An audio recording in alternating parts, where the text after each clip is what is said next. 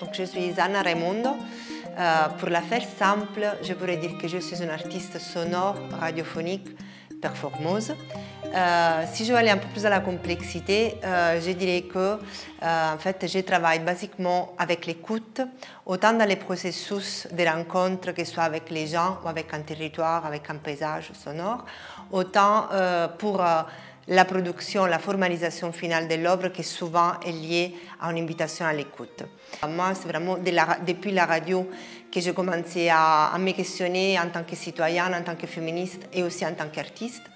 Et en fait, j'ai poursuivi des études de journalisme à la base à Bologne et j'ai commencé donc ma formation dans des radios associatives et j'ai continué ma formation après à Madrid. Et donc de là, à un moment donné, j'ai continué à faire de la radio parce que je ne pouvais pas vivre sans, mais je me suis de plus en plus ouverte à disons, une approche plus autoriale, je dirais, et aussi à une approche plus sonore. Et actuellement, je mène un doctorat de recherche basé sur ma pratique artistique entre l'ARBA et la OLB à Bruxelles, qui quelque part est une réflexion sur ma méthodologie de travail. Donc, dans le cadre de Terrain des Jeux, je présente deux œuvres.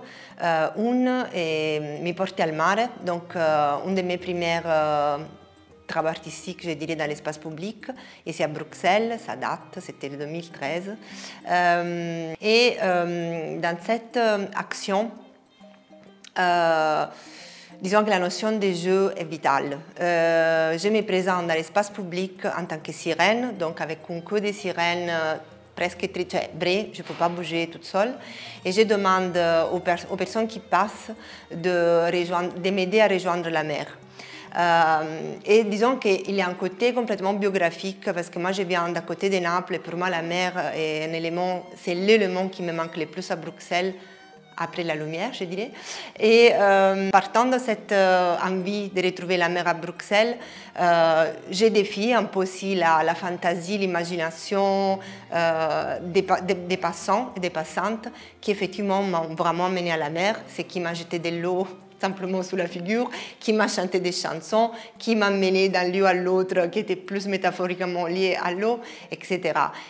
Donc la deuxième pièce, c'est Parlez-vous Drari, qui c'est une série de 4 podcasts que j'ai réalisés en 2023 à Scarbeck, donc encore une fois dans le territoire où nous nous trouvons. Et dans ces cas-là, disons qu'aussi il y a beaucoup de notions qui reviennent, d'éléments qui reviennent dans mon travail parce qu'il y a un peu cette idée de soupe de langue qui est vraiment vitale dans mon travail, dans tout mon travail, dans ma vie d'ailleurs, parce que je suis italienne, j'habite à Bruxelles, mon compagnon est américain, etc., etc.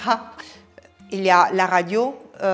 Bon, sur le coup, là, il s'agit d'un podcast, mais il y avait quand même le studio d'enregistrement, les micros, qui pour moi est un élément central dans tout ce que j'ai fait. C'est-à-dire questionner les autres et me questionner en retour, c'est vraiment disons, la raison pour laquelle je continue à être artiste.